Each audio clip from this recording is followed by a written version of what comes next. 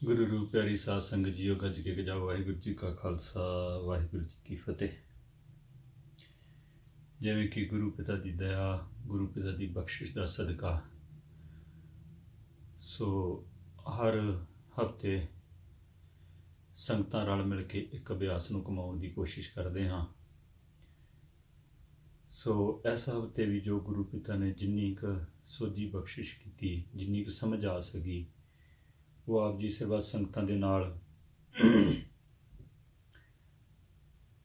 Share ਕਰਨ ਦੀ ਕੋਸ਼ਿਸ਼ ਕਰਦੇ ਹਾਂ, ਸਾਂਝ ਪਾਉਣ ਦੀ ਕੋਸ਼ਿਸ਼ ਕਰਦੇ ਹਾਂ। ਗੁਰੂ ਪਿਤਾ ਦਇਆ ਕਰਨ, ਬੇਅੰਤ ਭੁੱਲਾਂ ਨੂੰ ਨਾ ਚਿਤਾਰਨਾ। ਸਾਧ ਸੰਗਤ ਜੀਓ, ਮੱਤ ਥੋੜ੍ਹੀ ਹੈ। ਜਿਵੇਂ ਕਿ ਇਸ ਹਫ਼ਤੇ ਦਾ ਅਭਿਆਸ ਗੁਰੂ ਪਿਤਾ ਨੇ ਬਖਸ਼ਿਸ਼ ਕੀਤਾ ਕਿ ਦਾਨ ਮਹਿੰਡਾ ਤਲੀ ਖਾਕ, ਜੇ ਮਿਲੇ ਤਾਂ ਮਸਤਕ ਲਾਈਏ। ਕੂੜਾ ਲਾਲਚ ਛੱਡੀਏ, ਹੋਏ ਇੱਕ ਮਨ ਅਲਖ ਧਿਆਈਏ। ਜਦੋਂ ਇਸ ਸ਼ਬਦ ਨੂੰ ਵਿਚਾਰਦੇ ਹਾਂ, ਜਦੋਂ ਇਸ ਸ਼ਬਦ ਨੂੰ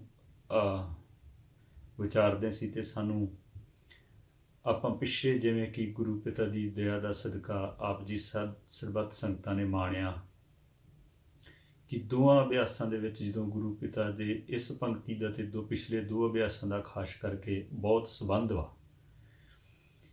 ਜਿਵੇਂ ਗੁਰੂ ਪਿਤਾ ਬਖਸ਼ਿਸ਼ ਕਰਦੇ ਸੀ ਕਿ ਪਹਿਲੋਂ ਕਰਦੇ ਸੀ ਕਿ ਕੂੜ ਰਾਜਾ, ਕੂੜ ਪ੍ਰਜਾ, ਕੂੜ ਸਭ ਸੰਸਾਰ। ਤੇ ਜਦੋਂ ਗੁਰੂ ਪਿਤਾ ਤੋਂ ਪੁੱਛਣ ਦੀ ਕੋਸ਼ਿਸ਼ ਕੀਤੀ ਸੀ ਕਿ ਗੁਰੂ ਪਿਤਾ ਜੀ, ਕੂੜ ਰਾਜਾ ਤੇ ਕੂੜ ਹੀ ਪ੍ਰਜਾ ਤੇ ਕੂੜ ਹੀ ਸਭ ਸੰਸਾਰ ਕਿੱਦਾਂ ਹੋ ਜਾਂਦਾ।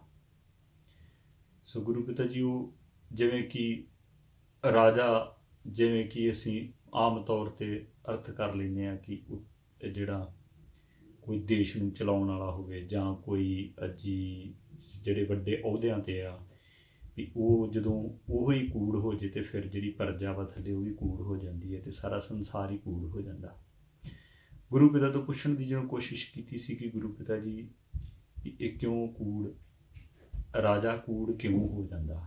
ਗੁਰੂ ਪਿਤਾ ਇਹ ਹੋਈ ਕਿਉਂਕਿ ਕੂੜ ਰਾਜਾ ਹੀ ਕਿਉਂ ਸ਼ਬਦ ਗੁਰੂ ਪਿਤਾ ਜੀ ਆਪ ਜੀ ਵਰਤ ਰਹੇ ਹੋ, ਕੋਈ ਡੂੰਘੀ ਗੱਲ ਸਮਝਾ ਰਹੇ ਹੋ। ਤੇ ਗੁਰੂ ਪਿਤਾ ਨੇ ਇਹੋ ਸਮਝ ਬਖਸ਼ਿਸ਼ ਕੀਤੀ ਸੀ ਕਿ ਜਿਹੜਾ ਕੂੜ ਰਾਜਾ ਆ, ਜਿਹੜਾ ਰਾਜਾ ਆ, ਉਹ ਆਪਣੇ ਮਨ ਦੇ ਅੰਦਰ ਝਾਤੀ ਮਾਰ ਕੇ ਵੇਖ, ਆਪਣੇ ਅੰਦਰ ਝਾਤੀ ਮਾਰ ਕੇ ਵੇਖ ਕਿ ਤੇਰਾ ਜਿਹੜਾ ਰਾਜਾ ਵਾ ਉਹ ਕੀ ਕਰਨ ਲਿਆ, ਕਿ ਵਾਕਿਆ ਉਹ ਬਹੁਤ ਇਨਸਾਫ ਕਰ ਰਿਹਾ ਵਾ। ਕਿ ਉਹ ਜਿਹੜਾ ਮਨ, ਜਿਹਨੂੰ ਅਸੀਂ ਮਨ ਕਹਿ ਰਹਿੰਦੇ ਹਾਂ, ਜਾਂ ਜਿਸ ਤਰ੍ਹਾਂ ਕਿ ਖਾਲਸਾ ਜੀ ਹੋਣੀ ਵੀ ਸਮਝਾਉਂਦੇ ਕਿ ਜਿਹੜੇ ਅਸੀਂ ਮਨ ਸ਼ਬਦ ਉਹਨੂੰ ਦੇ ਦਿੱਤਾ, ਜਿਹੜੇ ਸਾਡੇ ਖਿਆਲ ਹੁੰਦੇ ਆ, ਜਿਹੜੇ ਸਾਡੇ ਵਿਚਾਰ ਹੁੰਦੇ ਆ, ਉਹਨੂੰ ਹੀ ਇੱਕ ਮਨ ਦਾ ਸ਼ਬਦ ਦੇ ਦਿੰਦੇ ਹਾਂ।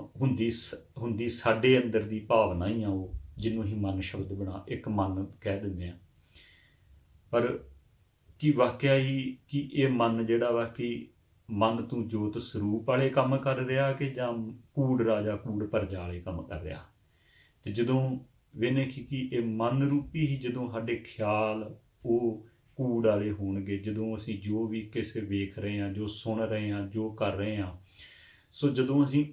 ਜਦੋਂ ਮੈਂ ਆਪਣੇ ਵੱਲ ਝਾਤੀ ਮਾਰਦਾ ਸੀ ਤੇ ਜਦੋਂ ਮੇਰੇ ਉਹ ਵਿਚਾਰ ਹੀ ਕੂੜ ਵਾਲੇ ਆ, ਜਦੋਂ ਮੇਰਾ ਉਹ ਇੱਕ ਮੈਨੇ ਮਨ ਜਿਹੜਾ ਸੇਧ ਵਾ, ਜਿਹੜੀ ਮਨ ਨੇ ਜੋ ਦੇ ਰਿਹਾ ਵਾ, ਜੋ ਮੈਂ ਗ੍ਰਹਿਣ ਕਰ ਰਿਹਾ, ਜੋ ਵੇਖ ਰਿਹਾ, ਜੋ ਸੋਚ ਰਿਹਾ, ਕਿ ਉਹ ਕੂੜ ਵਾਲਾ ਵਾ ਕਿ ਜਾਂ ਮਨ ਤੋਂ ਜੋਤ ਸਰੂਪ ਵਾਲਾ ਆ।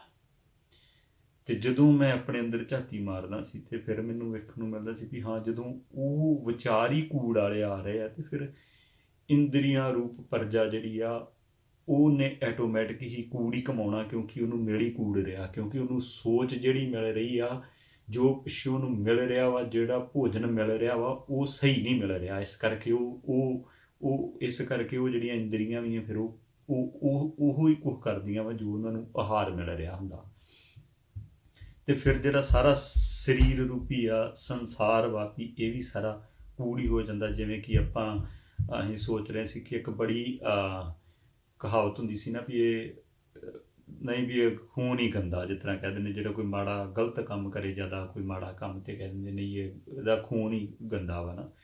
ਉਹ ਖੂਨ ਜਿਸ ਤਰ੍ਹਾਂ ਕਿ ਉਹ ਵੀ ਸਾਰਾ ਸੰਸਾਰ, ਜਿਸ ਤਰ੍ਹਾਂ ਕਿ ਸਾਰੀ ਰਗ ਹਰ ਇੱਕ ਸਰੀਰ ਦੇ ਵਿੱਚ ਖੂਨ ਉਹ ਚੱਲਦਾ, ਤੇ ਉਹ ਇੰਦਰੀਆਂ ਦੇ ਥਰੂ ਅਸੀਂ ਸਾਰਾ ਜਿੰਨਾ ਵੀ ਸਾਡਾ ਸਰੀਰ ਰੂਪੀ ਉਹ ਸਾਰਾ ਇੱਕ ਜਿੰਨਾ ਵੀ ਆ ਉਹ ਇੱਕ ਸੰਸਾਰ ਰੂਪੀ ਸਰੀਰ ਜਿਹੜਾ ਉਹ ਸਾਰਾ ਫਿਰ ਕੂੜ ਹੀ ਕਮਾਉਣ ਲੱਗ ਪੈਂਦਾ। ਤੇ ਜਦੋਂ ਕੂੜ ਹੀ ਸਭ ਕੁਝ ਕਮਾਉਣ ਡਿਆ ਤੇ ਫਿਰ ਉੱਥੇ ਇੱਕ ਕੁਐਸਚਨ ਵੀ ਖੜਾ ਹੁੰਦਾ ਪਏ। ਫਿਰ ਜਦੋਂ ਅਗਲੇ ਅਭਿਆਸ ਤੇ ਜਦੋਂ ਜਾਈਦਾ ਸੀ ਤੇ ਫਿਰ ਉਹਦੇ ਉੱਤੇ ਗੁਰੂ ਪਿਤਾ ਕਹਿੰਦੇ ਸੀ ਵੀ ਜਦੋਂ ਉਸ ਅਭਿਆਸ ਤੇ ਗਏ ਤੇ ਜਦੋਂ ਉਸ ਨੂੰ ਵਾਚਣ ਦੀ ਕੋਸ਼ਿਸ਼ ਕੀਤੀ, ਜਦੋਂ ਉਸ ਨੂੰ ਸੋਚਣ ਦੀ ਕੋਸ਼ਿਸ਼ ਕੀਤੀ ਇਹਦੇ ਵਿੱਚ ਗੁਰੂ ਪਿਤਾ ਕੀ ਕਹਿਣ, ਉੱਥੇ ਗੁਰੂ ਪਿਤਾ ਸੱਚ ਦੀ ਗੱਲ ਕਰ ਰਹੇ ਆ। ਪਹਿਲੋਂ ਕੂੜ ਦੀ ਗੱਲ ਕਰ ਰਹੇ ਹੁੰਦੇ, ਫਿਰ ਉਹ ਕਹਿ ਲਓ ਕਿ ਉੱਥੇ ਅੱਗੇ ਜਾ ਕੇ ਸੱਚ ਦੀ ਗੱਲ ਕਰ ਰਹੇ ਹੁੰਦੇ ਆ। ਸੱਚ ਤਾਂ ਪਰ ਜਾਣੀਏ ਜਾਂ ਹਿਰਦੇ ਸੱਚਾ ਹੋਏ, ਸੋ ਕੂੜ ਕੀ ਮਲ ਉਤਰੇ ਤਨ ਕਰੇ ਸ਼ਤ। ਜਦੋਂ ਉਸ ਚੀਜ਼ ਨੂੰ ਵੇਖੀਦਾ ਸੀ, ਵਿਚਾਰੀਦਾ ਸੀ ਵੀ ਉਹ ਕਿਹੜਾ ਸੱਚ,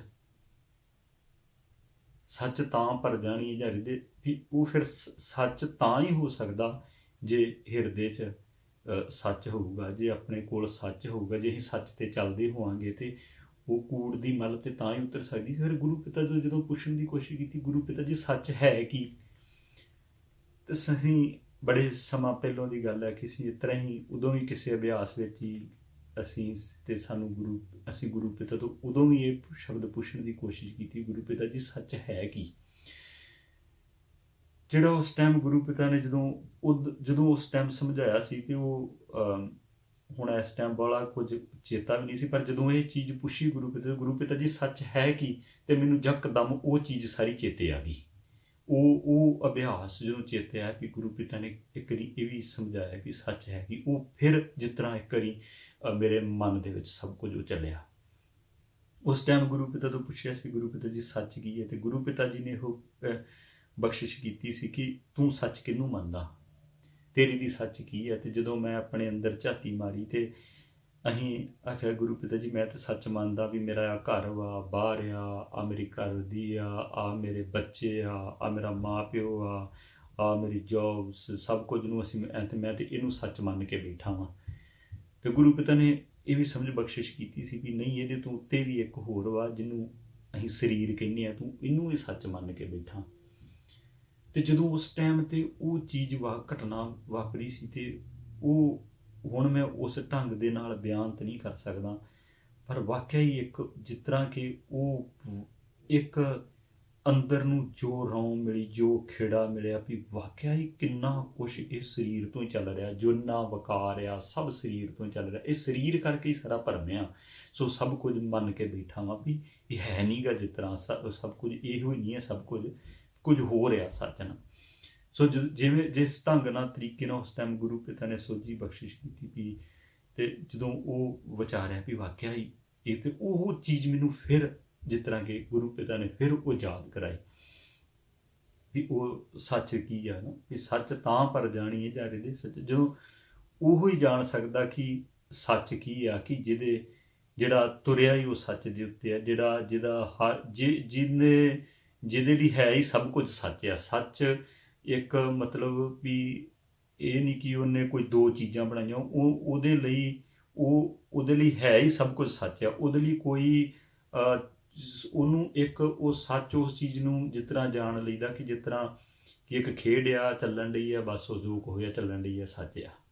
ਸੋ ਫਿਰ ਜਦੋਂ ਇਸ ਸ਼ਬਦ 'ਤੇ ਆਈਦਾ ਸੀ ਵੀ ਗੁਰੂ ਪਿਤਾ, ਇਸ ਤਰ੍ਹਾਂ ਪਤਾ ਲੱਗਦਾ ਹੈ ਕਿ ਗੁਰੂ ਪਿਤਾ ਉਸ ਚੀਜ਼ ਦੀ ਗੱਲ ਕਰ ਰਹੇ ਆ ਕਿ ਉਹਨਾਂ ਜੀਆਂ ਦੀ ਜਿਹੜੀ ਆ ਕਿ ਦਾਨ ਮਹਿੰਦਾ ਤਲੀ ਖਾਕ ਦੀ ਗੱਲ ਕਰ ਰਹੇ ਕਿ ਜਿਹੜੇ ਉਹ ਸੱਚ 'ਤੇ ਚੱਲਦੇ ਆ, ਜਿਹੜੇ ਉਹ ਸੱਚ 'ਤੇ ਪਹਿਰਾ ਦਿੰਦੇ, ਉਹ ਸੱਚ ਨੂੰ ਜਿਨ੍ਹਾਂ ਨੇ ਜਿਨ੍ਹਾਂ ਪਾ ਲਿਆ ਉਹ ਸੱਚ ਨੂੰ, ਜਿਨ੍ਹਾਂ ਨੇ ਉਹ ਸੱਚ ਦੇ ਦਰਸ਼ਨਾਂ 'ਚ ਉਤਰ ਗਏ, ਜਿਹੜੇ ਸੱਚ ਨੂੰ ਉਹ ਸੱਚ 'ਤੇ ਚੱਲਦੇ ਆ। ਸੋ ਦਾਨ ਮਹਿੰਦਾ ਤਲੀ ਖਾਕ ਜੇ ਮਿਲੇ ਤਾਂ ਮਸਤਕ ਲਾਈਏ, ਵੀ ਜਿਵੇਂ ਉਹਨਾਂ ਦੀ ਜੇ ਚਰਨਾਂ ਦੀ ਧੂੜ, ਉਹਨਾਂ ਦੀ ਖਾਕ ਵੀ ਜਿੱਥੋਂ ਦੀ ਉਹ ਜਿੱਥੇ ਪੈਰ ਵੀ ਰੱਖ ਦਿੰਦੇ ਨੇ, ਜਿੱਥੋਂ ਦੀ ਉਹ ਲੰਘ ਜਾਂਦੇ, ਜੇ ਉਹ ਮਿਲ ਜਾਵੇ ਤੇ ਕਿਤੇ ਮਸਤਕ ਨੂੰ ਲਾਉਣ ਲਈ ਮਿਲ ਜਾਵੇ। ਸੋ ਗੁਰੂ ਪਿਤਾ ਇਹ ਬਖਸ਼ਿਸ਼ ਕਰਨੇ ਕਿ ਉਹ ਕਿਤੇ ਗੁਰੂ ਪਿਤਾ ਜੀ ਉਹਨਾਂ ਜਿਹੜੇ ਇਸ ਤਰ੍ਹਾਂ ਸੱਚ 'ਤੇ ਚੱਲਦੇ ਨੇ ਕਿ ਉਹਨਾਂ ਦੀ ਜੇ ਕਿਤੇ ਦਾਨ ਮਿਲ ਜਾਵੇ, ਕਿਤੇ ਦਾਨ ਮਹਿੰਦਾ ਤਲੀ ਖਾਕ ਜੇ ਮਿਲੇ ਤਾਂ ਮਸਤਕ। ਤੇ ਗੁਰੂ ਪਿਤਾ ਜੀ ਦਾਨ ਹੁੰਦਾ ਕੀ ਹੈ? ਦਾਨ ਹੀ ਕਿਉਂ ਸ਼ਬਦ ਵਰਤਿਆ ਗੁਰੂ ਪਿਤਾ ਨੇ? ਤੇ ਜਦੋਂ ਇਸ ਚੀਜ਼ ਦੀ ਗੁਰੂ ਪਿਤਾ ਤੋਂ ਪੁੱਛਣ ਦੀ ਕੋਸ਼ਿਸ਼ ਕਰਨੇ ਕਿ ਗੁਰੂ ਪਿਤਾ ਜੀ ਦਾਨ ਹੀ ਕਿਉਂ ਆਪ ਜੀਆਂ ਨੇ ਸ਼ਬਦ ਵਰਤਿਆ, ਤੇ ਗੁਰੂ ਪਿਤਾ ਜੀ ਇਹੋ ਸਮਝ ਕਰ ਰਹੇ ਵੀ ਉਹ ਜਿਹੜੀ ਬਖਸ਼ਿਸ਼ ਆ ਉਹ ਦਾਨ ਵਜੋਂ ਹੀ ਮਿਲਦੀ ਆ, ਉਹ ਮੁੱਲ ਨਹੀਂ ਖਰੀਦੀ ਜਾਂਦੀ, ਉਹ ਕਿਤੇ ਉਹ ਤੁਸੀਂ ਮੁੱਲ ਪੈਸੇ ਦੇ ਕੇ ਨਹੀਂ ਲੈ ਸਕਦੇ। ਉਹ ਜਦੋਂ ਮਿਲਦੀ ਹੈ, ਜੇ ਉਹ ਮਿਲੇ ਤਾਂ ਉਹ ਦਾਨ ਨੂੰ ਹੀ ਮਿਲਦੀ ਆ। ਉਹ ਗੁਰੂ ਪਿਤਾ ਜਿੱਥੇ ਇੰਨੀਆਂ ਚੀਜ਼ਾਂ ਹੋਰ ਦਾਨ ਵਜੋਂ ਸਾਨੂੰ ਦੇ ਰਹੇ, ਹਵਾ, ਪਾਣੀ, ਸੂਰਜ, ਧੁੱਪ, ਜੋ ਵੀ ਆ, ਉਹ ਵੀ ਇਸ ਤਰ੍ਹਾਂ ਦਾਨ ਨੂੰ ਹੀ ਮਿਲੂਗੀ। ਅਤੇ ਉਹ ਦਾਨ ਤਾਂ ਸ਼ਬਦ ਵਰਤਿਆ ਗੁਰੂ ਪਿਤਾ ਨੇ ਸਾਨੂੰ ਇਸ ਤਰ੍ਹਾਂ ਸਮਝਾਈ ਕਿ ਉਹ ਜੇ ਉਹ ਵੀ ਉਹ ਚਰਨਾਂ ਦੀ ਖਾਕ ਜੇ ਦਾਨ ਵਜੋਂ ਕਿਤੇ ਮਿਲ ਜੇ, ਕਿਤੇ ਉਹ ਮਸਤਕ ਨੂੰ ਲੱਗ ਜੇ ਅਤੇ ਕਿਤੇ ਤੋਂ ਮਿਲੇ ਤਾਂ ਮਸਤਕ ਲਾਈਏ। ਅਤੇ ਜਦੋਂ ਉਹ ਮਸਤਕ ਨੂੰ ਲਾਉਂਦੇ ਹਾਂ, ਜਦੋਂ ਉਹ ਮਸਤਕ ਨੂੰ ਲੱਗਣੀ ਆ ਅਤੇ ਦਾਨ ਮਿਲਣਾ ਤਲੀ ਖਾਕ ਜੇ ਮਿਲੇ ਤਾਂ ਮਸਤਕ ਲਾਈਏ, ਕੂੜਾ ਲਾਲਚ ਛੱਡੀਏ, ਹੋਏ ਇੱਕ ਮਨ ਅਲਖ ਧਿਆਈਏ। ਸੋ ਜਦੋਂ ਉਸ ਚੀਜ਼ ਨੂੰ ਵਿਚਾਰਨ ਦੀ ਕੋਸ਼ਿਸ਼ ਕਰਦੇ ਸੀ ਕਿ ਜੇ ਮਿਲੇ ਤਾਂ ਮਸਤਕ ਲਾਈਏ, ਅਤੇ ਮਸਤਕ ਹੀ ਕਿਉਂ ਗੁਰੂ ਪਿਤਾ ਨੇ ਸ਼ਬਦ ਵਰਤਿਆ ਵੀ ਮਸਤਕ ਕਿਉਂ ਲਾਈਏ। ਅਤੇ ਜਦੋਂ ਅਸੀਂ ਇਸ ਚੀਜ਼ ਬਾਰੇ ਸੁਣਿਆ ਵੀ ਮਸਤਕ ਹੀ ਯੂਜ ਕਿਉਂ ਕੀਤਾ, ਅਤੇ ਅਸੀਂ ਵਿਚਾਰਨ ਰਹੇ ਸੀ ਕਿ ਮਸਤਕ ਦਾ ਇੱਕ ਬੜਾ ਜਿਸ ਤਰ੍ਹਾਂ ਗਹਿਰਾ ਸੰਬੰਧ ਹੁੰਦਾ ਸਾਰੇ ਸਰੀਰ ਦੇ ਨਾਲ। ਜਦੋਂ ਅਸੀਂ ਕਿਸੇ ਵੱਲ ਵੇਖਦੇ ਹਾਂ ਤਾਂ ਸਾਡੇ ਸਭ ਤੋਂ ਪਹਿਲਾਂ ਇਸ ਤਰ੍ਹਾਂ ਮਹਿਸੂਸ ਹੁੰਦਾ ਕਿ ਜੋ ਕਿਸੇ ਵੀ ਚੀਜ਼ ਵੱਲ ਵੇਖਿਆ ਅਤੇ ਇੱਥੇ ਕੁਝ ਜਿਸ ਤਰ੍ਹਾਂ ਸਾਨੂੰ ਐਂ ਲੱਗਦਾ ਕਿ ਕਲਿੱਕ ਹੁੰਦਾ, ਜਿਸ ਤਰ੍ਹਾਂ ਆਪਾਂ ਕਿਤੇ ਵੀ ਵੇਖਦੇ ਹਾਂ ਅਤੇ ਉਹ ਐਂ ਲੱਗਦਾ ਜਿਸ ਤਰ੍ਹਾਂ ਮੱਥੇ 'ਤੇ ਕਲਿੱਕ ਹੁੰਦਾ ਕੁਝ। ਜੇ ਅਸੀਂ ਚੰਗੀ ਚੀਜ਼ ਗ੍ਰਹਿਣ ਕਰਦੇ ਹਾਂ ਤਾਂ ਵੀ ਉੱਥੇ ਕੁਝ ਹੁੰਦਾ। ਜੇ ਅਸੀਂ ਗੁੱਸੇ 'ਚ ਹੁੰਦੇ ਹਾਂ ਅਤੇ ਜਿਸ ਤਰ੍ਹਾਂ ਸਾਡੇ ਮੱਥੇ 'ਤੇ ਵੀ ਤਿਊੜੀਆਂ ਪੈ ਜਾਂਦੀਆਂ ਹੁੰਦੀਆਂ, ਅਸੀਂ ਕਿੰਨਾ ਗੁੱਸੇ 'ਚ ਆ ਜਾਂਦੇ ਹਾਂ।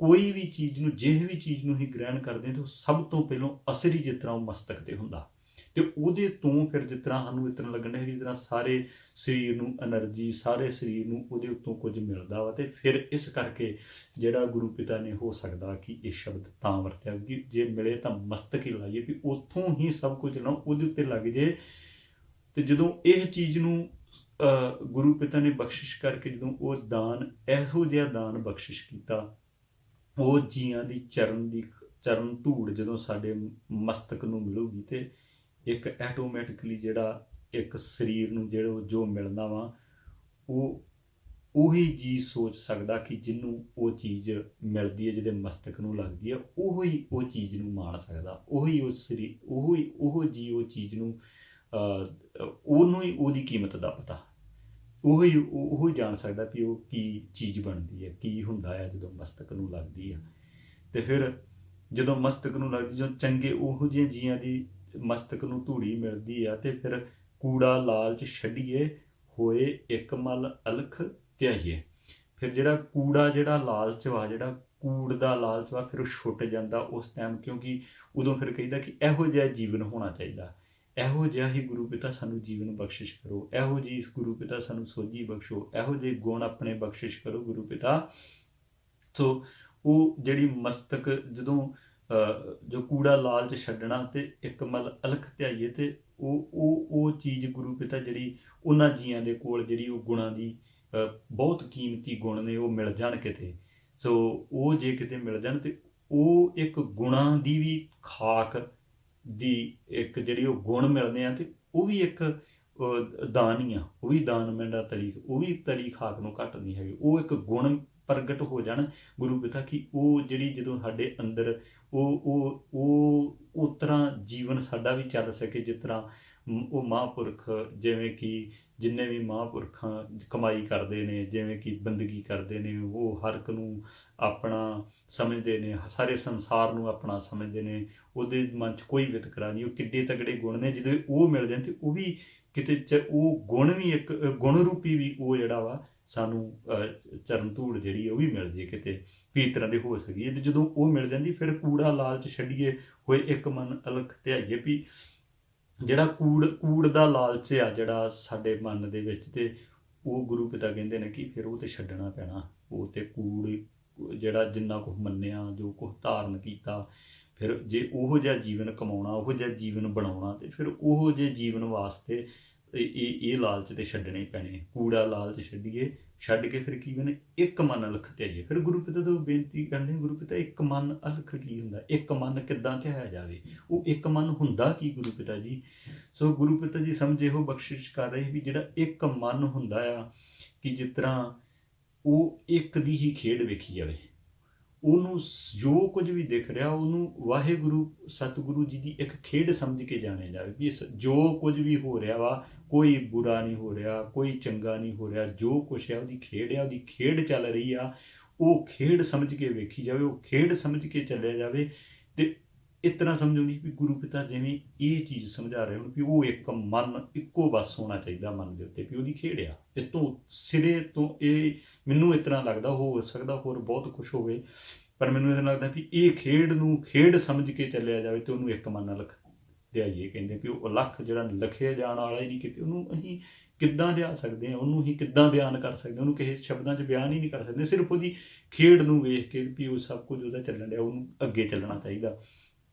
ਸਾਨੂੰ ਇਸ ਤਰ੍ਹਾਂ ਪਤਾ ਸੋਝੀ ਲੱਗੀ ਕਿ ਉਹਨੂੰ ਇੱਕ ਮਨ ਕਹਿੰਦੇ, ਕਿ ਇੱਕ ਮਨ ਅਲਖ ਲੱਖ ਧਿਆਈਏ ਤੇ ਫਲ ਤੇ ਵੇਹੋ ਪਾਈਏ ਜੇ ਵੇਹੀ ਕਾਰ ਕਮਾਈਏ। ਹੁਣ ਫਲ ਮਤਲਬ ਉਹੀ ਗੁਰੂ ਪਿਤਾ ਸਮਝਾ ਰਹੇ ਸੀ ਕਿ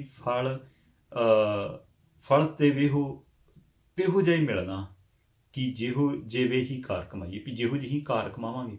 ਤੇ ਜੇ ਅਸੀਂ ਹੁਣ ਮਨ ਨੂੰ ਉਹ ਆਹਾਰ ਹੀ ਕੂੜ ਵਾਲਾ ਦੇ ਰਹੇ ਹਾਂ, ਜੇ ਉਹ ਮਨ ਨੂੰ ਆਹਾਰ ਹੀ ਹਰ ਇੱਕ ਤੋਂ ਵਿਕਾਰਾਂ ਵਾਲਾ ਦੇ ਰਹੇ ਹਾਂ, ਉਹਨੂੰ ਨਹੀਂ ਵੇਖ ਰਹੇ ਪਰਮਾਤਮਾ ਨੂੰ, ਉਹਨੂੰ ਨਹੀਂ ਅਸੀਂ ਨਜ਼ਰ ਅੰਦਾਜ਼ 'ਚ ਲਿਆ ਰਹੇ ਵੀ ਜਦੋਂ ਅਸੀਂ ਆਪਣੀ ਮੱਤ ਨਾਲ ਚੱਲਦੇ ਹਾਂ, ਆਪਣੀ ਸੋਚ ਨਾਲ ਚੱਲਦੇ ਹਾਂ, ਤੇ ਉਹ ਫਿਰ ਜਿਹੜਾ ਵਾ ਕਿ ਫਲ ਤੇ ਵੇਹੋ ਉਹੋ ਜਿਹਾ ਹੀ ਮਿਲਣਾ ਵਾ ਕਿ ਜਿਹੋ ਜਿਹੀ ਕਾਰ ਜਿਹੜੀ ਆ ਕਮਾ ਰਹੇ ਹਾਂ। ਫਲ ਤੇ ਵੇਹੋ ਪਾਈਏ ਜੇ ਵੇਹੀ ਕਾਰ ਕਮਾਈਏ, ਵੀ ਜਿਹੋ ਜਿਹੀ ਕਰਮ ਕਰਨ ਦੇ ਫਲ ਤੇ ਫਿਰ ਉਹੋ ਜਿਹਾ ਮਿਲਣਾ। ਜੇ ਹੁਣ ਮਨ ਨੂੰ ਉਹ ਆਹਾਰ ਦਈਏ ਕਿ ਮਨ ਤੂੰ ਜੋਤ ਸਰੂਪ ਹੈ, ਤੂੰ ਆਪਣਾ ਮੂਲ ਪਛਾਣ, ਤੂੰ ਤੇ ਜੋਤ ਸਰੂਪ ਹੈ, ਤੂੰ ਤੇ ਪਰਮਾਤਮਾ ਦੀ ਅੰਸ਼ ਆ, ਤੂੰ ਉਹੀ ਆ, ਤੂੰ ਉਹਦੇ ਵਿੱਚ ਮਿਲਣਾ, ਉਹਦੇ 'ਚ ਭੇਦ ਹੋਣਾ। ਤੇ ਉਹ ਜਦੋਂ ਉਹਦੇ ਲਈ ਸੋਚਾਂਗੇ ਤੇ ਫਿਰ ਉਹੋ ਜਿਹਾ ਫਲ ਮਿਲਣਾ। ਤੇ ਜੇ ਕੂੜ ਵਾਲੀ ਸੋਚਾਂਗੇ ਤੇ ਕੂੜ ਵਾਲਾ ਮਿਲਣਾ, ਜੇ ਸੱਚ 'ਤੇ ਚੱਲਾਂਗੇ ਤੇ ਫਿਰ ਸੱਚ ਵਾਲਾ ਜਿਹੜਾ ਵਾ ਵੀ ਉਹ ਆਹਾਰ ਮਿਲਣਾ ਮਨ ਨੂੰ। ਤੇ ਫਿਰ ਫਲ ਤੇ ਵੇਹੋ ਹੀ ਪਾਈਏ ਜੇ ਇਹੀ ਕਾਰ ਕਮਾਈਏ, ਜਿਹੋ ਜਿਹੀ ਕਾਰ ਕਿਰਤ ਕਰਾਂਗੇ ਤੇ ਉਹੋ ਜਿਹੀ ਫਿਰ ਮਿਲਣਾ ਆ। ਪਰ ਜੇ ਹੋਵੇ ਪੂਰਬ ਲਿਖਿਆ, ਜੇ ਹੋਵੇ ਪੂਰਬ ਲਿਖਿਆ, ਜੇ ਸ਼ਬਦ ਗੁਰੂ ਪਿਤਾ ਵਰਤਦੇ ਇੱਥੇ ਵੀ ਜੇ ਹੋਵੇ ਪੂਰਬ ਲਿਖਿਆ। ਸੋ ਜਦੋਂ ਗੁਰੂ ਪਿਤਾ ਤੋਂ ਪੁੱਛੇ ਵੀ ਗੁਰੂ ਪਿਤਾ ਜੀ ਜੇ ਹੋਵੇ ਪੂਰਬ ਜਿਸ ਤਰ੍ਹਾਂ ਖਾਲਸਾ ਜੀ ਨੂੰ ਸਮਝਾਉਂਦੇ ਨੇ ਨਾ ਕਿ ਹਰ ਸਵਾਸ ਤੋਂ ਪਹਿਲਾਂ ਇਸ ਸਵਾਸ ਤੋਂ ਪਹਿਲਾਂ ਜੋ ਕੁਛ ਵੀ ਆ ਬੀਤ ਗਿਆ ਉਹ ਪੂਰਬ ਲਾਇਆ। ਉਹਨੂੰ ਅਸੀਂ ਇਸ ਜਨਮ ਦਾ ਵੀ ਕਹਿ ਲੈ ਸਕਦੇ ਹਾਂ, ਅਸੀਂ ਬਹੁਤ ਪਿਛਲੇ ਜਨਮਾਂ ਦਾ ਵੀ ਕਹਿ ਸਕਦੇ ਹਾਂ। ਤੇ ਉਹ ਮਤਲਬ ਕਿਹੜੇ ਉਹ ਸ਼ਬਦਾਂ 'ਚ ਵੀ ਉਹ ਜੋ ਵੀ ਇਸ ਸਮੇਂ ਤੋਂ ਪਹਿਲਾਂ ਜੋ ਵੀ ਅਸੀਂ ਕਰ ਲਿਆ ਉਹ ਪ੍ਰਾਤਮ ਹੋ ਗਿਆ, ਉਹ ਪੂਰਬਲਾ ਹੋ ਗਿਆ। ਉਹ ਜਦੋਂ ਉਹ ਪੂਰਬਲਾ ਹੋ ਗਿਆ ਤੇ ਜਦੋਂ ਉਹ ਹਰ ਕਾਰਜ ਪੂਰਬਲਾ ਹੋ ਜਾਂਦਾ, ਤੇ ਹੁਣ ਇਹ ਵੇਖਣ ਦੀ ਲੋੜ ਹੈ ਕਿ ਅਸੀਂ ਪੂਰਬ ਦੇ ਕਰਮ ਕੀਤੇ ਕੀ ਆ। ਕਿ ਜਦੋਂ ਇਹ ਸੋਚੀਦਾ ਵਿਚਾਰੀਦਾ ਵੀ ਅਸੀਂ ਜੋ ਮੈਂ ਆਪਣੇ ਵੱਲ ਝਾਤੀ ਮਾਰਦਾ ਕਿ ਮੈਂ ਤੇ ਵੀ ਜੇ ਹੋਵੇ ਪੂਰਬ ਲਿਖਿਆ ਤਾਂ ਧੂੜ ਤਿੰਨਾਂ ਦੀ ਪਾਈਏ, ਵੀ ਜੇ ਉਹ ਪੂਰਬ ਲਿਖਿਆ ਹੋਵੇ ਤੇ ਉਹ ਧੂੜ ਮਿਲਣੀ ਉਹਨਾਂ ਦੀ। ਤੇ ਮੈਂ ਪੂਰਬ ਕੀਤਾ ਕੀ, ਮੈਂ ਇਹ ਪੂਰਬਲੇ ਕਰਮਾਂ 'ਚ ਮੈਂ ਸਾਰੀ ਉਮਰ ਕੀਤਾ ਕਿ ਜਦੋਂ ਮੈਂ ਆਪਣੀ ਸਾਰਾ ਜੀਵਨ ਵੇਖਣਾ ਤੇ ਫਿਰ ਮੈਨੂੰ ਲੱਗਦਾ ਕਿ ਪਿਛਲੇ ਜਨਮਾਂ ਦੇ ਤੇ ਕੋਈ ਮੈਨੂੰ ਪਤਾ ਨਹੀਂ। ਐਰਕਾਂ ਜਿਵੇਂ ਜਿਸ ਤਰ੍ਹਾਂ ਆਪਣੀ ਜਨਮ ਵੇਖਣੀ ਆ ਤੇ ਫਿਰ ਉਹ ਕੂੜ ਰਾਜਾ ਕੂੜ ਪਰਜਾ ਵਾਲੀ ਕਮਾਈ ਜ਼ਿਆਦਾਤਰ ਕੀਤੀ ਗੁਰੂ ਪਿਤਾ ਜੀ। ਉਹ ਅਰਦਾਸ ਹੀ ਆ ਕਿ ਜੀਵਨ ਤੇ ਇੱਦਾਂ ਹੀ ਜੀਆ, ਕਿਉਂਕਿ ਕੋਈ ਸੋਝੀ ਨਹੀਂ ਸੀ ਇੱਧਰ ਨੂੰ। ਇਹ ਤੇ ਕੋਟਾਨ ਕੋਟ ਗੁਰੂ ਪਿਤਾ ਦਾ ਧੰਨਵਾਦ ਕਰਦੇ ਹਾਂ ਕਿ ਗੁਰੂ ਪਿਤਾ ਜੀ ਉਹ ਆਪ ਜੀ ਨੇ ਖਾਲਸਾ ਜੀ ਵਰਗੇ ਸਾਧੂਆਂ ਨਾਲ ਸਾਡੀ ਸੰਗਤ ਕਰਾਤੀ, ਸਾਨੂੰ ਕੁਝ ਪਤਾ ਲੱਗਾ, ਕੁਝ ਥੋੜ੍ਹਾ ਬੜਾ ਪਤਾ ਲੱਗਾ ਕਿ ਤੁਰਨਾ ਕਿੱਦਾਂ, ਕਿੱਧਰ ਨੂੰ ਤੁਰਨਾ। ਸੋ ਜੇ ਨਾ ਮਿਲਦੇ ਤੇ ਮੈਂ ਸਮਝਦਾ ਸੀ ਕਿ ਮੈਂ ਹੁਣ ਸੋਚਦਾ ਹੁੰਦਾ ਕਿ ਨਹੀਂ ਸਾਰੀ ਉਮਰ ਕੂੜ ਦੇ ਵਿੱਚ ਹੀ ਕੱਢ ਦੇਣੀ ਸੀ ਤੇ ਫਿਰ ਉਹੀ ਕੁਝ ਮਿਲਣਾ ਸੀ ਜੋ ਕੁਝ ਕਮਾਇਆ ਵਾ, ਜੋ ਕੁਝ ਕੀਤਾ ਵਾ। ਤੇ ਜੇ ਉਹੀ ਕੁਝ ਹੀ ਮਿਲਣਾ ਵਾ ਤੇ ਫਲ ਤੇ ਫਿਰ ਉਹੋ ਜਿਹਾ ਹੀ ਮਿਲਣਾ ਜਿਹੋ ਜਿਹੀ ਕਾਰ ਕਮਾਉਣੇ। ਪਰ ਜੇ ਹੋਵੇ ਪੂਰਬ ਲਿਖਿਆ ਤਾਂ ਧੂੜ ਤਿੰਨਾਂ ਦੀ ਪਾਈਏ, ਵੀ ਜੇ ਉਹ ਫਿਰ ਜੇ ਸਾਰੀ ਉਮਰ ਬੰਦਗੀ ਕੀਤੀ ਹੁੰਦੀ, ਜੇ ਸਾਰੀ ਉਮਰ ਗੁਰੂ ਪਿਤਾ ਦੇ ਨਾਲ ਜੁੜੇ ਹੁੰਦੇ, ਗੁਰੂ ਪਿਤਾ ਦੇ ਨਾਲ ਤੁਰਦੇ, ਤੇ ਫਿਰ ਧੂੜ ਉਹਨਾਂ ਦੀ ਫਿਰ ਐਟੋਮੈਟਿਕਲੀ ਧੂੜ ਗੁਰੂ ਪਿਤਾ ਨੇ ਉਹੋ ਹੀ ਦੇਣੀ ਸੀ ਜੋ ਸਾਨੂੰ ਚਾਹੀਦਾ ਸੀ, ਜੋ ਸਾਡੇ ਅੰਦਰ ਦੀ ਇੱਛਾ ਸੀਗੀ, ਜੋ ਫਿਰ ਉਹ ਇੱਛਾ ਹੀ ਉਹ ਹੋਣੀ ਸੀ, ਫਿਰ ਉਹ ਪੂਰਬਲਾ ਕਰਮ ਹੀ ਉਹ ਹੋਣਾ ਸੀ ਸਾਡਾ। ਪਰ ਹੁਣ ਪੂਰਬਲੇ ਕਰਮ ਕਰਕੇ ਜਿਹੋ ਜਿਹੀ ਵੀ ਅਸੀਂ ਕਾਰ ਕਮਾਈ ਕੀਤੀ ਤੇ ਉਹੋ ਜਿਹਾ ਹੀ ਸਾਨੂੰ ਮਿਲਣਾ। ਤੇ ਫਿਰ ਗੁਰੂ ਪਿਤਾ ਜਦੋਂ ਕਹਿੰਦੇ ਨੇ ਕਿ ਮਤ ਥੋੜ੍ਹੀ ਸੇਵ ਗਵਾਈਏ, ਵੀ ਜਿਹੜੀ ਮਤ ਵਾ ਉਹ ਥੋੜ੍ਹੀ ਕਰਕੇ ਅਸੀਂ ਸੇਵ ਗਵਾਉਂਦੇ ਹਾਂ।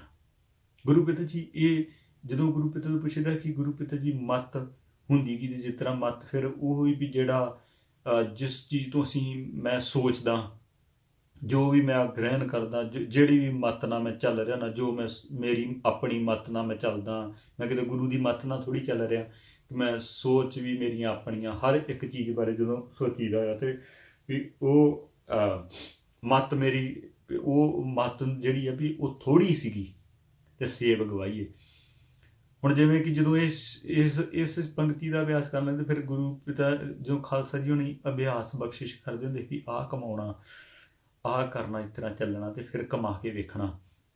ਤੇ ਫਿਰ ਵੇਖਿਆ ਕਿ ਉਹ ਸਾਰੇ ਅਭਿਆਸ ਫਿਰ ਚੇਤੇ ਹੋਏ ਵੀ ਉਹ ਮੱਤ ਥੋੜ੍ਹੀ ਕਿੱਦਾਂ ਸੀ। ਜਿਸ ਤਰ੍ਹਾਂ ਖਾਲਸਾ ਜੀ ਸਮਝਾਉਂਦੇ ਨਾ, ਜੇ ਕੋਈ ਭੁੱਖਾ ਮਿਲ ਜੇ ਤੇ ਉਹਨੂੰ ਪ੍ਰਸ਼ਾਦਾ ਦਿੰਦੇ ਹਾਂ, ਜੇ ਕੋਈ ਕੱਪੜਾ ਨਹੀਂ ਜਿਹਦੇ ਕੋਲ ਨੂੰ ਅਸੀਂ ਕੱਪੜਾ ਦਿੰਦੇ ਹਾਂ। ਸੋ ਜੇ ਪਰ ਕੋਈ ਮੱਤ ਤੋਂ ਹੀਣ ਮਿਲ ਜੇ ਕੋਈ ਸਾਨੂੰ ਗਲਤ ਸ਼ਬਦਾਵਲੀ ਵਰਤ ਰਿਹਾ ਵਾ, ਤੇ ਉੱਥੇ ਅਸੀਂ ਕਿਉਂ ਉਹਦੇ ਨਾਲ ਉਸ ਤਰ੍ਹਾਂ ਹੀ ਗੁੱਸੇ 'ਚ ਕਰੋਧੀ ਹੋ ਜਾਂਦੇ ਹਾਂ। ਫਿਰ ਸਾਡੇ ਤੋਂ ਉਹਦੇ 'ਚ ਫਰਕ ਕੀ ਹੋਇਆ? ਉੱਥੋਂ ਪਤਾ ਲੱਗਦਾ ਕਿ ਮੱਤ ਥੋੜ੍ਹੀ ਆ। ਜੇ ਮੱਤ ਪੂਰੀ ਹੁੰਦੀ ਤੇ ਅਸੀਂ ਉਹਦੇ ਲਈ ਅਰਦਾਸ ਕਰਦੇ ਹਾਂ, ਅਸੀਂ ਉਹਦੇ ਲਈ ਉਹਨੂੰ ਅਸੀਂ ਸੋਚਦੇ ਹਾਂ ਵੀ ਨਹੀਂ ਗੁਰੂ ਪਿਤਾ ਜੀ ਉਹ ਇਸ ਚੀਜ਼ ਨੂੰ ਵੀ ਮੱਤ ਬਖਸ਼ੋ, ਉਹਦੇ ਲਈ ਅਰਦਾਸ ਕਰਦੇ, ਉਹਦੇ ਲਈ ਜਾਪ ਕਰਦੇ ਕੋਈ, ਤੇ ਉਹਦੇ ਲਈ ਅਰਦਾਸ ਬੇਨਤੀ ਕਰਦੇ, ਤੇ ਉਹ ਜੇ ਅਸੀਂ ਅਰਦਾਸ ਬੇਨਤੀ ਉਹਦੇ ਲਈ ਕਰਦੇ, ਇਸ ਤਰ੍ਹਾਂ ਤੁਰਦੇ, ਤੇ ਫਿਰ ਅਸੀਂ ਸੇਵ ਕਮਾ ਲੈਣੀ ਸੀ। ਪਰ ਉਹ ਸੇਵ ਨਹੀਂ ਕਮਾਈ ਗਈ। ਕਿਉਂ? ਕਿਉਂਕਿ ਮੱਤ ਥੋੜ੍ਹੀ ਸੀ। ਇਸ ਕਰਕੇ ਜਿੰਨਾ ਵੀ ਕਰਮ ਕੀਤਾ, ਕ੍ਰੋਧ 'ਚ, ਵਾਸ਼ਨਾਵਾਂ 'ਚ, ਜਿੰਨਾ ਵੀ ਸਭ ਕੁਝ, ਉਹ ਕਿਉਂ ਕੀਤਾ? ਕਿਉਂਕਿ ਮੱਤ ਥੋੜ੍ਹੀ ਸੀ। ਦਿੱਤੀ ਤੇ ਗੁਰੂ ਪਿਤਾ ਨੇ ਸੇਵਾ ਹੀ ਵੀ ਹਾਲੇ ਕਮਾ ਲਾ, ਕਰ ਲਾ, ਤੇਰੇ ਅੱਗੇ ਕੋਈ ਇਹੋ ਜਿਹਾ ਕੋਈ ਜੀ ਨੂੰ ਪੇਸ਼ ਕੀਤਾ ਕਿ ਤੈਨੂੰ ਸੇਵਾ ਬਖਸ਼ਿਸ਼ ਕੀਤੀ, ਤੂੰ ਵੀ ਸੇਵਾ ਕਮਾ ਸਕਦਾ, ਹੁਣ ਤੂੰ ਸੇਵਾ ਕਰ ਸਕਦਾ, ਤੇਰਾ ਸਮਾਂ ਸੇਵਾ ਕਰਨ ਦਾ। ਪਰ ਉਹ ਮੱਤ ਥੋੜ੍ਹੀ ਸੀ, ਤੇ ਮੱਤ ਥੋੜ੍ਹੀ ਕਰਕੇ ਉਹ ਚੀਜ਼ ਨੂੰ ਨਹੀਂ ਗ੍ਰਹਿਣ ਕੀਤਾ, ਤੇ ਉਹ ਜਿਹੜੀ ਸੇਵ ਸੀ ਸਾਰੀ ਗਵਾ ਲਈ। ਸੋ ਗੁਰੂ ਪਿਤਾ ਇਹ ਸ਼ਬਦ ਦੇ ਵਿੱਚੋਂ ਇਹੋ ਹੀ ਸਮਝਾਉਂਦੇ ਸੀ ਕਿ ਇੰਨੀ ਕੀ ਸਮਝ ਬਖਸ਼ਦੇ ਸੀ ਕਿ ਵੀ ਮੱਤ ਥੋੜ੍ਹੀ ਸੇਵ ਗਵਾਈਏ, ਵੀ ਇਸ ਕਰਕੇ ਜਿਹੜੀ, ਤੇ ਗੁਰੂ ਪਿਤਾ ਅੱਗੇ ਅਰਦਾਸ ਕਰਦੇ, ਗੁਰੂ ਪਿਤਾ ਜੀਓ ਉਹ ਮੱਤ ਬੁੱਧ ਬਖਸ਼ ਦਿਓ ਸਤਿਗੁਰੂ ਜੀਓ, ਜਿਹਦੇ ਵਿੱਚ ਅਸੀਂ ਸੇਵ ਨਾ ਗਵਾ ਸਕੀਏ। ਗੁਰੂ ਪਿਤਾ ਜੀਓ ਆਪ ਜੀ ਦੀ